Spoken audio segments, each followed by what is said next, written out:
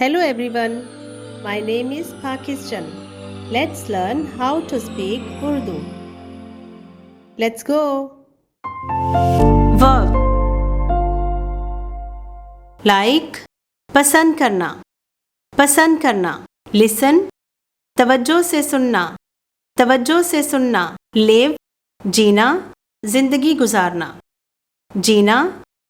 गुजारना look गौर से देखना लूज ढीला लूज खोना हारना मेक बनाना मीन मतलब होना मीट मिलना मुलाकात करना माइंड मेरा वर्ब लाइक पसंद करना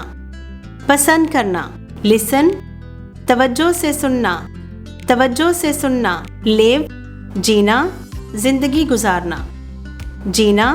जिंदगी गुजारना लुक गौर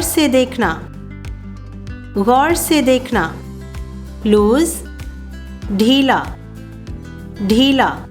लूज खोना हारना मेक बनाना मीन मतलब होना मीट मिलना मुलाकात करना माइंड मेरा See you again.